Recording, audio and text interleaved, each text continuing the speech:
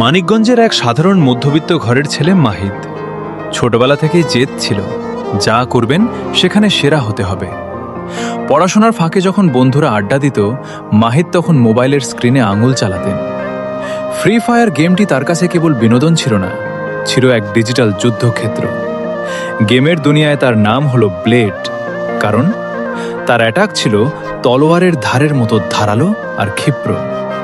যখনই এনিমি সামনে পড়ত, ব্লেড চোখের পলকে তাদের শেষ করে দিতেন। শুরুর পথটা সহজ ছিল না। মাঝরাত পর্যন্ত প্র্যাকটিস দেখে মা বাবা চিন্তিত হতেন। পাড়া প্রতিবেশীরা বলতো, গেম খেলে কি হবে? কিন্তু মাহিদের লক্ষ্য ছিল স্থির।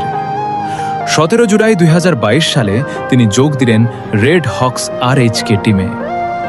লাল চিলের লোগোটা যখন তার জার্সিতে প্রথমবার জ্বলজ্বল করছিল, সেদিন তিনি প্রতিজ্ঞা করেছিলেন, এই লাল রঙকে বিশ্বমঞ্চে নিয়ে যাবেন।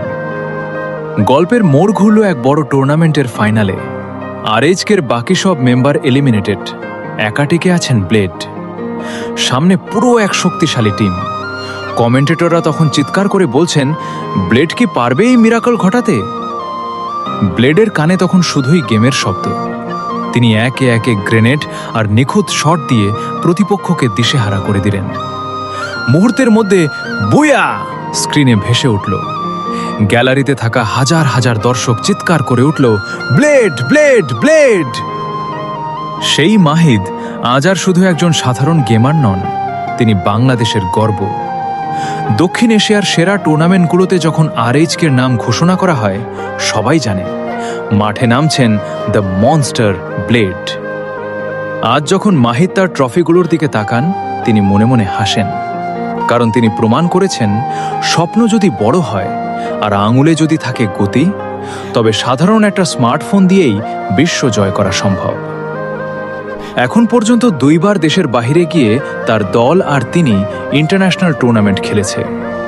এছাড়া দেশে থেকে অনেক ইন্টারন্যাশনাল টুর্নামেন্ট খেলেছে।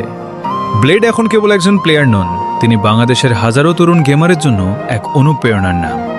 তার তলোয়ারের মতো ধারালো গেম প্লে আজও থামেনি।